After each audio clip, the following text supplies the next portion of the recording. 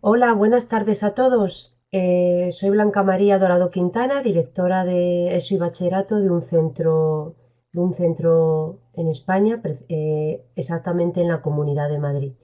Os voy a contar de forma muy breve cómo me he enfrentado a esta situación en mi centro educativo para daros paso a todas las preguntas que me queráis hacer. Sobre todo os voy a contar qué cosas creo que son las que hay que tener en cuenta ante una situación como esta. Mirad, una sociedad en cambio exige de organizaciones que se adapten y que revisen su coherencia y formas de actuación en relación con las necesidades del entorno. Parece que esta pequeña cita se llena de relevancia en estos momentos, porque las necesidades del entorno se hacen tan importantes que exigen un cambio absoluto en la organización y lo exigen con muy poquito tiempo. Hay que adaptarse y hay que ser coherentes con cómo nos vamos a organizar, porque probablemente nada de lo que estábamos haciendo nos vaya a servir. Y en ese sentido hay que buscar nuevas formas de poder actuar, siempre en relación con la coherencia o la nueva estrategia que se va a desarrollar. Yo creo que hay una serie de pautas o de formas de actuar que son las iniciales, incluso previas a los objetivos que se deben tener en cuenta. La primera es tomar decisiones y la toma de decisiones en un centro educativo tiene que ser muy rápida. ¿Por qué?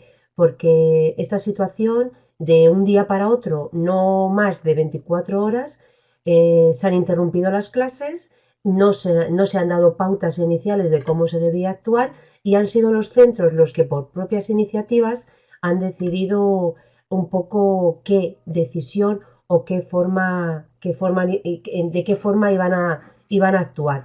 ¿Qué quiere decir esto? Pues que con los medios técnicos que se tengan, un teléfono, un WhatsApp, una red social, una plataforma virtual, pues se tienen que hacer reuniones rápido los equipos directivos de los centros educativos y ahí tomar las decisiones. Evidentemente hay que ser tremendamente flexible porque no van a salir las cosas ni cuando ni como nosotros queremos. Asimismo hay que adaptarse mucho, hay que adaptarse al profesorado, hay que adaptarse a los miembros del equipo directivo, hay que adaptarse a las familias, hay que adaptarse a la administración, al Estado, en fin, es una constante adaptación donde lo único que nos va a salvar es la flexibilidad y la toma rápida de decisiones. Hay que ser muy polivalente en este sentido. ¿Qué quiero decir con esto? Pues que quizá la mera figura del director no tenga cabida. A lo mejor hay que optar por ser docente, por ser director, por ser compañero, por en algunos casos ponernos en el lugar de los padres, y esto va a hacer que tengamos que compatibilizar muchos perfiles distintos, que muchas veces son propios del liderazgo y otras veces no. Yo creo que de todas las formas de actuación, la empatía es la que debería guiarnos en todo momento. Siempre nos tenemos que poner en el lugar del otro. ¿Cómo va a poder organizarse la familia? ¿Cómo lo va a entender el alumno? ¿Cómo lo va a entender el docente al que se le dan unas pautas? ¿Cómo lo va a entender tu mismo compañero de equipo directivo? La gerencia del centro. En fin, todas estas cuestiones son importantes. Yo desde el inicio me planteé una serie de objetivos que quería desarrollar. Me los planteé sin tiempo. Aquí la teoría desaparece totalmente.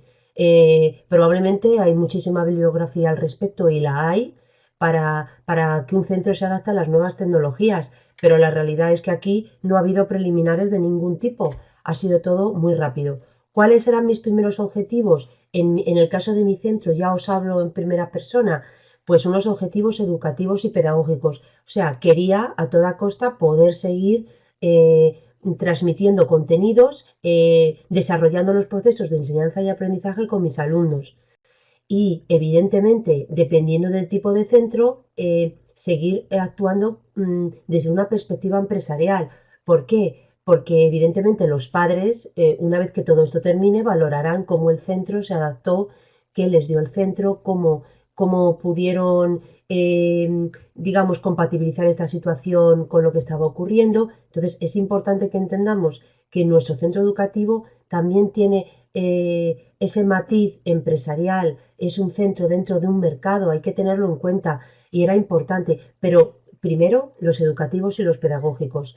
era importante para mí mantener los valores de la institución. Si mi centro educativo desarrollaba la atención a la diversidad, pues yo mantener esa atención a la diversidad a través muchas veces de las nuevas tecnologías.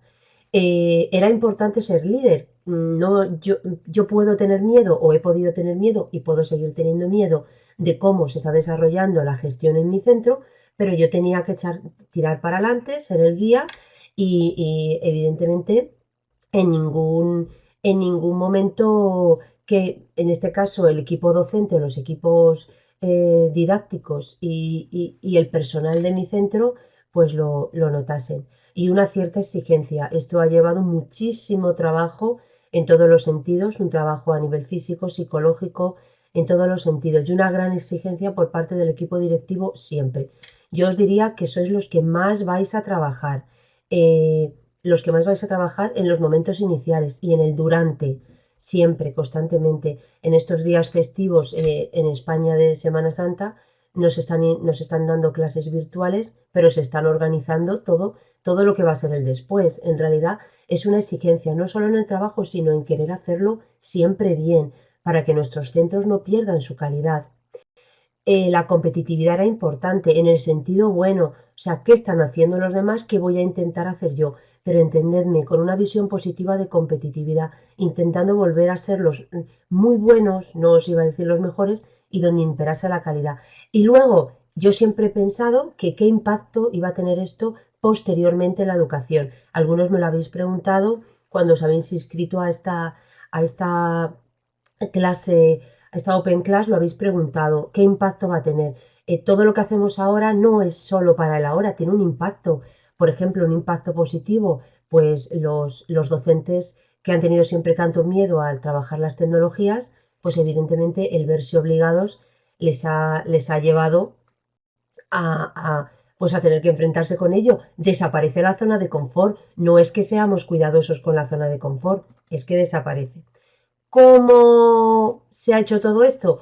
Pues con tres bloques. Hay tres bloques que tienen que tener la misma importancia y el mismo peso. Primero, en las comunicaciones en todos los niveles tienen que ser potentísimas. Ahora vamos a ver qué comunicación y con quién.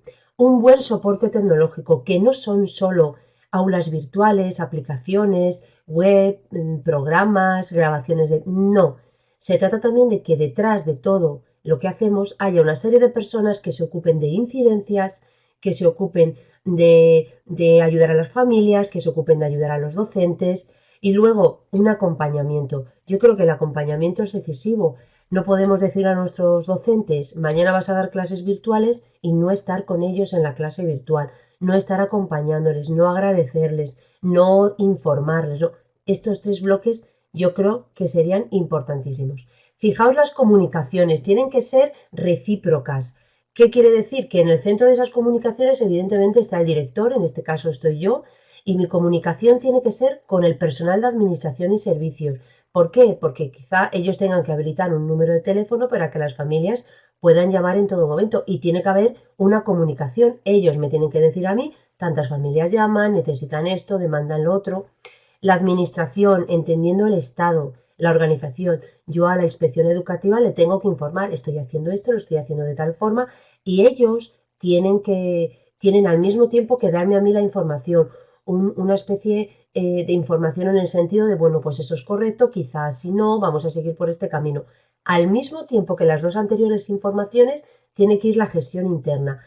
Todas las decisiones que se tomen tienen que decidirse en equipo directivo, dentro de esa gestión. Tienen que estar informados, tiene que ser un consenso. No puedo hacer nada por mucha prisa que tenga. Y si a las 5 tengo que informar a los docentes de cualquier tema, a las 4 tengo que haber estado hablando con la gestión interna y a las 3 de la tarde tengo que haber estado organizando todo. Es una secuencia siempre muy rápida, pero las comunicaciones tienen que estar muy dinámicas. Con los docentes necesitan constantemente información. Ellos necesitan sobre todo comunicación y acompañamiento. Son las dos cosas más importantes para ellos.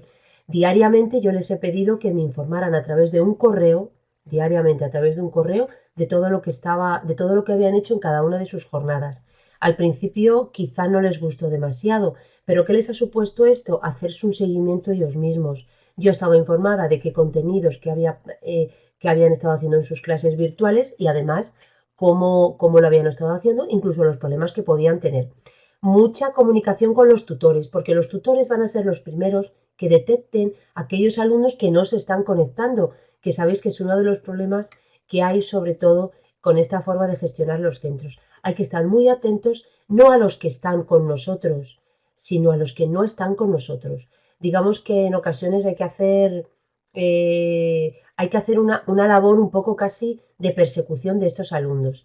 En este sentido, la orientación del centro tiene mucha importancia, juega un papel muy importante. Alumno que no se conecta, detectamos a los padres, vemos las necesidades y entonces la orientación, psicólogo o psicóloga del centro, según las necesidades, accede y entra en esa comunicación a ver qué le está ocurriendo a ese alumno. Y todo tiene que ser también muy coordinado. Los departamentos didácticos de cara a las programaciones didácticas y las posibles evaluaciones que se vayan a hacer y calificaciones con todas estas aulas virtuales. TIC, el departamento tecnológico. El departamento tecnológico juega dos papeles importantes. Por un lado, te ayuda, te acompaña en todo lo que es la elaboración de esa sesión virtual, pero sobre todo lo que va a estar es preparado para cualquier incidencia. ¿Qué quiere decir? Pues que a lo mejor una mañana el alumno no se puede conectar porque tiene un problema. Tiene una dirección de correo, yo habilité una dirección de correo que estaba activa siempre y entonces comunicaba al momento la incidencia que tenía la persona que estaba, el equipo de trabajo que estaba detrás de ese correo electrónico de incidencias, pues la solucionaba al momento. ¿Por qué? Porque era una forma de que el alumno no perdiera clases esa mañana, de que se sintiera acompañado, de que la familia se sintiera acompañada.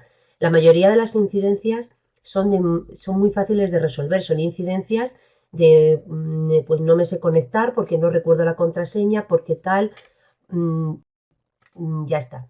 Las aulas virtuales, mirad, una vez que yo tengo todo este entramado de comunicación bien establecido, ya entonces elijo qué aula virtual.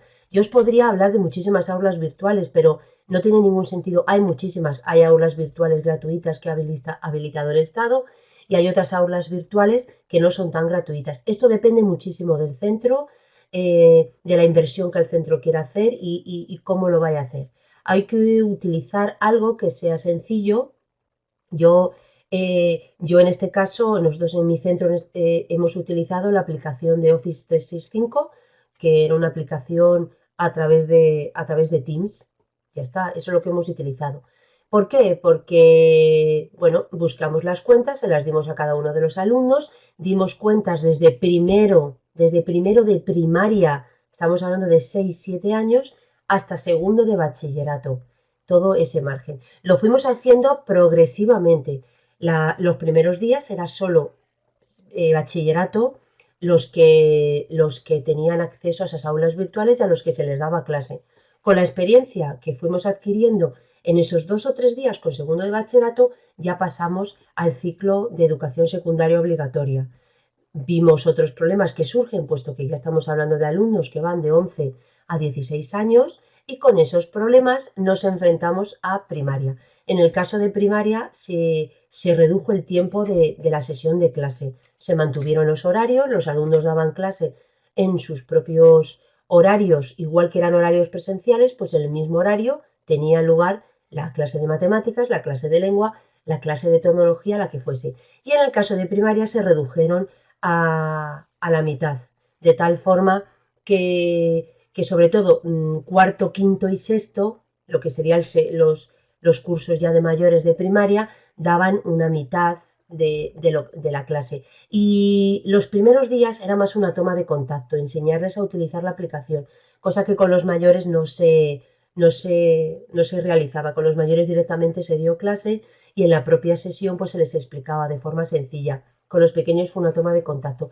Y luego primero, segundo, tercero de primaria, que son muy pequeños, se realizó con los padres, de tal forma que nos dimos cuenta que para esos alumnos tan pequeños no era importante hacer una suma o hacer una lectura, era importante ver a su profesor. Ellos estaban muy contentos, veían a su profesor y días después comenzamos a introducir algún contenido, pero siempre muy despacio.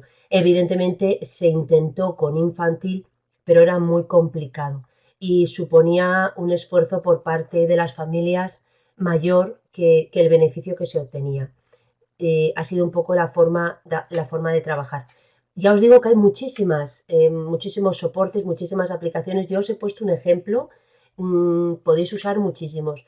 Mm, ¿Qué sería un poco lo importante? Pues que sea sobre todo lo más conocido posible con los docentes. En esta tercera parte que os cuento, lo importante, lo que yo creo que ha tenido mayor éxito ha sido el apoyo. El apoyo a tres bloques grandes. Fijaos los tres bloques. Primero las familias y los alumnos. ¿Por qué? Porque se les informó adecuadamente, se les ha acompañado en el proceso. Ya os digo que ha habido alumnos que no se han conectado por diversas razones. Hemos evaluado alumno por alumno con ese departamento de orientación y esos tutores porque no se conectaban. Nos hemos puesto en contacto telefónico con estas familias. Para que os hagáis una idea, ha habido una conexión cuando ya estaba todo asentado de un 95%, cuando todo estaba asentado. Nos podemos encontrar situaciones como aquellos alumnos que no disponen de dispositivos tecnológicos, bien porque no los tienen o bien porque sus familias los están utilizando para teletrabajar. Esta era una dificultad importante. ¿Qué hacíamos nosotros? Dejábamos las sesiones grabadas y si sabíamos que igualmente no se podían conectar por otras situaciones, por ejemplo, no tener una adecuada red wifi o un internet adecuado en sus casas, pues entonces utilizábamos un correo en el que le contábamos lo que habían hecho, pero esto ha supuesto un trabajo extra para los docentes y para los tutores. Solo nos encontramos un reducido de un 1%, un reducido grupo de alumnos que o bien no podrían acceder nunca a un dispositivo tecnológico por problemas socioeconómicos, evidentemente, y lo que hicimos es ponernos en contacto con los servicios sociales y de esa forma solucionarlo. El apoyo con los docentes ha estado al principio, al final, quiero decir antes de la Semana Santa y durante. ¿Cómo hemos apoyado a los docentes? Los docentes podían tener básicamente dos problemas. Primero, el miedo, el salir de mi zona de confort sin tiempo para adaptarme. Vamos a pensar en esos docentes que llevan 30 años en la docencia y que no se han y que no nunca se han enfrentado a esa situación. Pues claro, en realidad les hemos empujado, les hemos tirado a la piscina. Hay que hacerlo, pues les hemos acompañado. Comenzaba en sus clases y estaba yo en las clases con ellos sin que los alumnos no me viesen o les apoyaba telefónicamente. Los docentes también pueden tener otro problema y es que en sus casas no dispongan de dispositivos tecnológicos. El centro se los ha facilitado. El centro les ha dejado dispositivos que había en el propio colegio para que ellos se pudieran conectar. Esta situación se ha dado en bastantes casos. Y no solo porque no los tuvieran, sino porque quizá los tenían, pero alguien más en casa los estaba utilizando. Y luego, atención a la diversidad.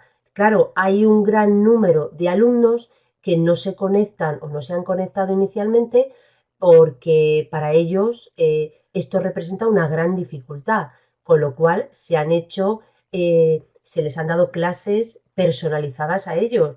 O sea, todos los profesores especialistas, PT, terapeutas, todos los profesores de apoyo, de refuerzos, todos los profesores de programas de mejora del aprendizaje que hubiese en el centro, se han dedicado única y exclusivamente a estos alumnos. De tal forma que en vez de tener 6 horas de clase estos alumnos, pues a lo mejor tenían 2 o 3 espaciadas con uno o en ocasiones 2 profesores y un alumno. Pero hemos atendido todos los casos de alumnos que tienen dificultad con la atención a la diversidad. ¿Qué nos depara el futuro? Pues ahora la siguiente parte de esto sería cómo calificamos, cómo evaluamos y cómo calificamos. Porque las clases se están dando, los contenidos están avanzando, no tenemos todavía constancia objetiva de si los procesos de enseñanza o aprendizaje se están desarrollando bien. Es cierto, tú das tu clase, la clase se desarrolla bien, los profesores te informan de que se han avanzado los contenidos, se han realizado actividades, se han corregido en el aula, se usan todos los recursos digitales que haya, pero ¿están asimilando los conceptos? Eso es la segunda parte de esto. Y junto a esta parte de si están asimilando los conceptos, cómo lo vamos a evaluar y calificar, estaría un poco qué va a quedar esto en los centros, porque esto es un antes y un después en la educación tal como se entendía, porque si cualquier docente de cualquier centro ha sido capaz de enfrentarse a esto, cualquier director de cualquier centro ha gestionado esto en tiempo récord, Esto tiene que dejar huella en los centros educativos. Bueno, yo os he contado más o menos así muy general, cualquier pregunta que me queráis hacer, cualquier cosa que yo os estoy hablando desde mi propia experiencia, ¿eh? No hay teoría, no soy un especialista para nada en esto, solo soy una simple directora que me he tenido que enfrentar a esta situación. Preocupa si los niños están recibiendo más ayuda de la necesaria. ¿En qué sentido lo estás diciendo, Dunia? ¿En qué sentido preocupa eso? Vale, mientras que me responde Dunia, Maite me dice que sí tema de evaluación habéis pensado utilizar. Mira, Maite, hemos hablado de muchas cosas, pero no tenemos ninguna todavía, porque depende de cuándo se regrese, si se regresa a los centros. En función de si se regresa, se utilizará una u otra. Entonces todavía no te puedo decir nada.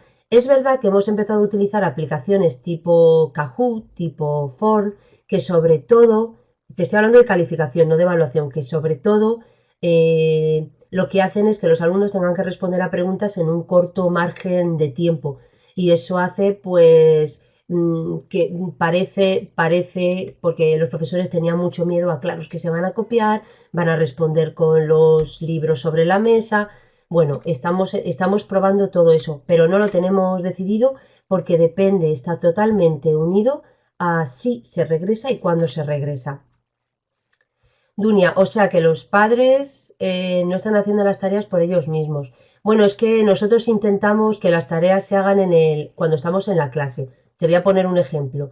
Yo soy profesora de lengua y de literatura, pues y doy una clase de segundo de bachillerato y hago un comentario de texto con ellos. Pues yo estoy con ellos haciendo el comentario de texto, de tal forma que yo veo quién lo está haciendo y quién no.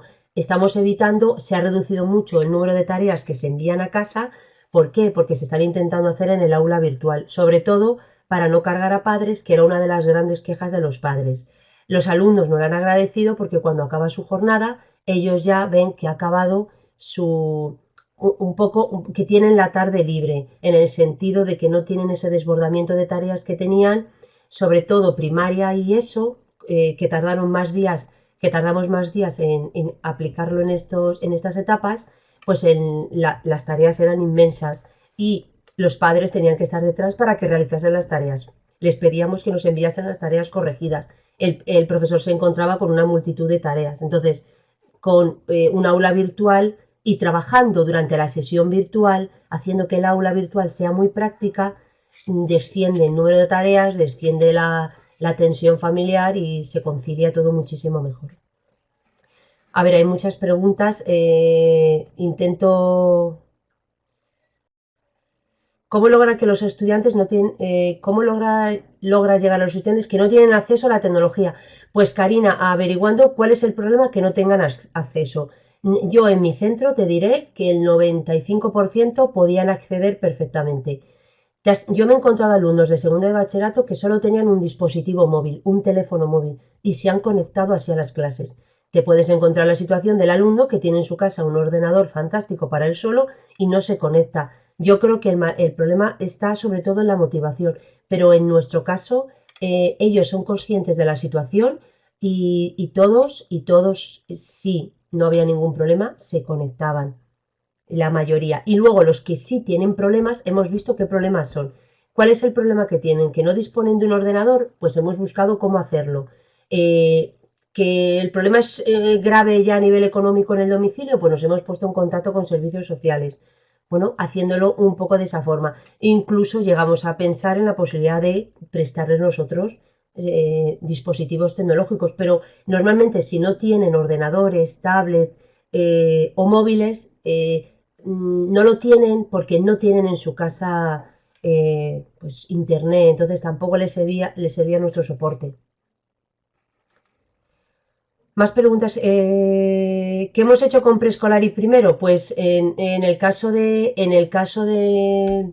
infantil, lo que hemos hecho es mandar correos a las familias con actividades para que fueran haciendo con las familias un poco en esa línea. Pero a ellos, ya os digo que les dimos cuentas para que accedieran cuando decidimos que todos los alumnos tuvieran aulas virtuales y era complicadísimo para la familia. Ellos mismos no, porque exigía que estuvieran delante del ordenador ellos. Entonces, no tenía ningún sentido porque ellos realizaban un trabajo que en el aula de infantil no está. Entonces, no servía para nada. Lo que hacemos es mandarles actividades que sean dinámicas, estar en contacto con las familias a través de correos y sobre todo acompañar. Es más bien una labor de acompañamiento en el caso de infantil. Eh, Anabel, las calificaciones y las evaluaciones en este primer trimestre pasado, directamente hemos decidido que no hay evaluación continua, que no va a haber recuperaciones, que no va a haber parciales y es como un antes y un después. Nosotros ya habíamos evaluado primera y segunda evaluación. En el caso de primaria se había quedado casi finalizando la segunda evaluación. De hecho, la semana pasada les hubieran dado sus boletines de calificación. Entonces, lo que se ha hecho es evaluar la segunda con los contenidos que ya se tenían. Y en el caso de ESO y bachillerato ya se había cerrado la segunda evaluación y entender que la tercera evaluación es algo que no existe y es algo nuevo. Porque eso generaba muchísima intranquilidad entre las familias y entre los alumnos, sobre todo alumnos de bachillerato. Entonces, ahora vamos a ver cómo vamos a calificar la tercera evaluación. Ya está, aunque esta hubiese comenzado antes de esta situación.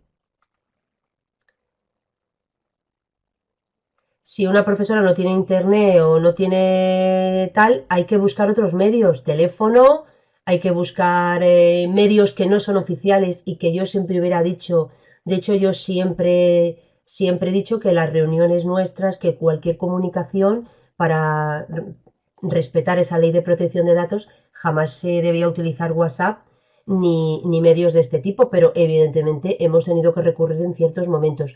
Y ha habido familias a las que se les ha tenido que llamar. Yo les he pedido a los tutores que llamada oculta, pero cosas tremendamente rudimentarias. Incluso hemos, pues eso, desde el centro llamado varias veces para que se ponieran en contacto con nosotros, distintas direcciones de correo. En todos los casos se ha solucionado, salvo en los que no se quiere solucionar. Las familias colaboran fantásticamente bien, María José, en las actividades educativas de sus hijos. Las familias han respondido, han agradecido. Ya os digo que ha descendido el número no solo de actividades, sino de responsabilidad por parte de las familias, en el sentido de que ellos ven que sus hijos están conectados, están viendo al profesor, porque el profesor utiliza una cámara como yo ahora, de tal forma que ellos muchas veces decían, bueno, es que está el profesor en mi casa, pero claro, eso ha hecho que la responsabilidad descienda de tal forma que las familias se han sentido aliviadas y están viendo que se está con un equilibrio que yo creo que aquí lo que no ha habido es equilibrio entre contenidos y los centros nos hemos dejado llevar por el miedo y hay que dar todos los contenidos. Cuando hemos encontrado ese equilibrio es cuando todos nos hemos relajado y cuando verdaderamente se ha empezado a disfrutar, porque ha llegado un momento en el que se disfruta de las clases virtuales. Y los estudiantes lo valoran también muy bien. De hecho, eh, los estudiantes participan, ya os digo, en un alto índice en las clases virtuales, tienen un excelente comportamiento, cosa que no siempre estábamos seguros de ellos. Estoy hablando ya sobre todo de etapas de la ESO, tercero, segundo, tercero de ESO. Ellos lo agradecen, tienen además un chat privado para hablar con los profesores. Muchas veces, pues, por ejemplo, hemos felicitado los cumpleaños diariamente, hemos hecho cosas de este tipo que ellos lo que hacen es que estén mucho más cerca de nosotros. Para nosotros ha sido un antes y un después y ellos te lo agradecen muchísimo.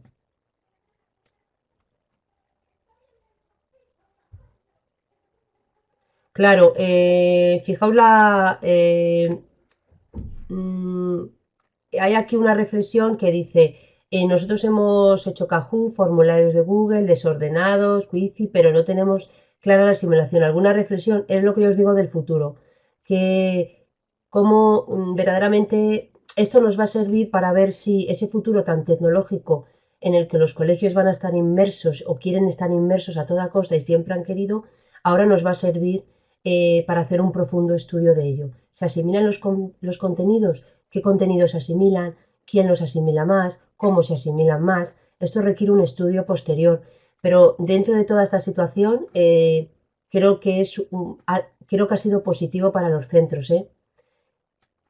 A ver, es prudente cancelar eventos grandes educativos como Feria de Logros con el poco tiempo que quedaría o sería apostarse a mantener este proyectos grandes. Estoy leyendo a Ana Cristina Rodríguez. Ana, nosotros hemos cancelado todos los eventos. Hemos cancelado los eventos porque muchos eventos además conllevaban gastos y conllevaban pues pago de cuotas. Entonces, las familias tampoco entendían nada. Y luego hemos cancelado eventos. Hemos cancelado viajes, hemos cancelado la graduación de segundo de bachillerato. En el caso de que se pueda hacer, se va a hacer de otra forma. Ya no van a ser 100 alumnos o 200 graduándose.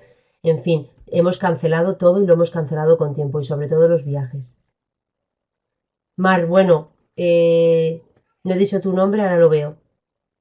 Hacemos pruebas orales con Teams, dice Jesús. Sí, nosotros también hemos hecho pruebas orales con Teams. Y cuando calificas o sea, corriges ejercicios, tú vas viendo si los alumnos, ¿verdad?, han ido asimilando. Tiene que haber mucha evaluación por observación, ¿eh? Hay que calificar mucho por observación. Yo siempre tengo, cuando estoy dando la clase, pues estoy anotando cómo van los alumnos. Y desde la perspectiva de la dirección, yo les pregunto constantemente a los profesores, bueno, ¿cómo veis a los alumnos? ¿Podría dar una calificación? ¿Qué tal han hecho esta actividad? Como ellos me cuentan diariamente qué actividades y qué han hecho, si me dicen, pues hemos estado haciendo problemas de matemáticas, pues entonces el día que tengo reunión con ese departamento, bueno, ¿y qué tal los problemas tal? Ah, pues vi que lo hacían, vi que... O sea, ya está. Más preguntas que me hacéis por aquí. Yo trabajo en infantil.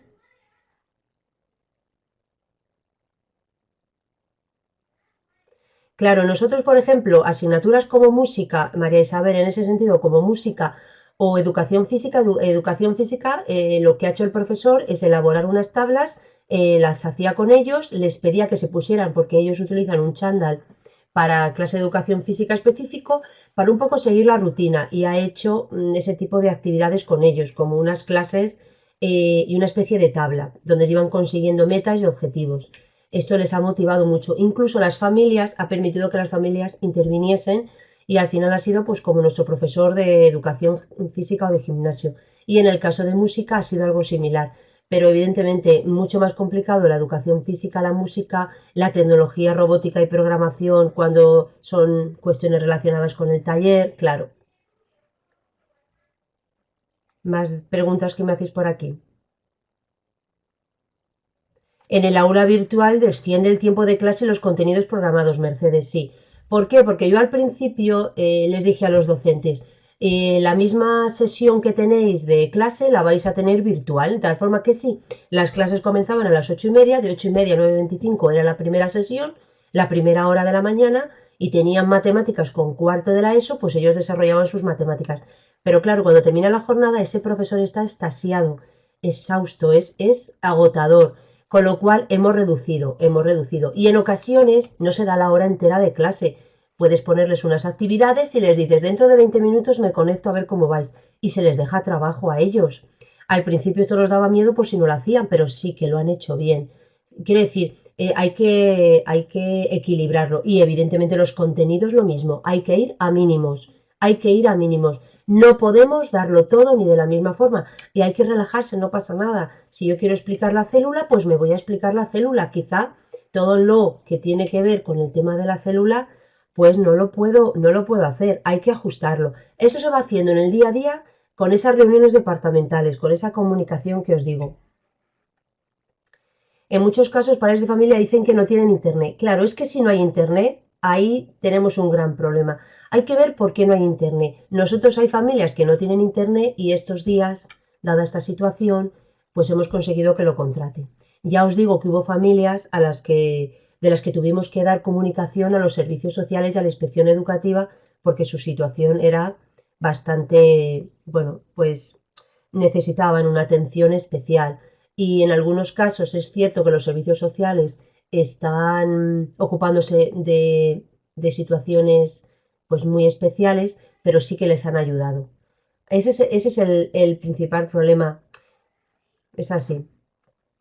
Eso es necesario un horario específico por asignatura. Dora, el propio, el propio horario de clase, no hay que volver a hacer unos horarios, el propio horario de clase, ellos ya lo conocen, los docentes lo conocen, es muchísimo mejor. Tal cual tienes tus clases presenciales, las vas a tener virtuales. en el mismo horario. En el caso de primaria, que había clases por la tarde, se han adaptado a la mañana, pero también es verdad que el horario de primaria se ha adaptado en cuanto a las clases van a tener la mitad de duración. Es recomendable seguir el horario escolar. Para nosotros eso ha sido las familias lo que más nos han dicho. ¿Por qué? Porque hemos conseguido que los adolescentes, sobre todo, se levantaran una hora prudente y tuvieran un horario de vida adecuado. Entonces, está muy bien esto, de hacerlo según el horario escolar. Nosotros lo hemos hecho según el horario escolar, salvo en el caso de alumnos de primaria, que evidentemente ha habido que adaptárselo. Y primero y segundo de primaria, y en el caso de infantil, si hay conexión a través de aulas virtuales, más esporádico en el tiempo. A lo mejor 1 o 2 horas a la mañana, en la mañana como muchísimo. Bueno, ya últimas preguntas que tenemos que ir terminando. ¿Cómo estáis en contacto diariamente el equipo directivo sobre qué estáis trabajando?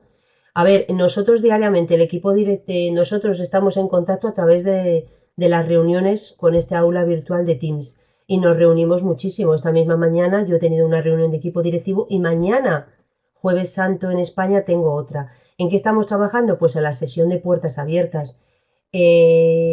¿Por qué? Porque ahora lo importante es poder abrir el centro y hacer reuniones virtuales a través de las puertas abiertas. Yo como directora no observo las clases de los docentes a no ser que ellos me inviten. Yo podría entrar porque ellos me lo van a permitir, pero solo he entrado al principio cuando ellos me lo han pedido. Bueno, ya me despido, que ha llegado el momento de terminar. Muchísimas gracias por vuestra atención, por vuestra participación. Os animo a todos a ser muy valientes, que lo sois seguro, y a decidir hacer algo así. No tengáis demasiado, o sea, lo vais a saber hacer perfectamente, no hay nada como tener que adaptarse a una situación y espero que mi experiencia os haya servido.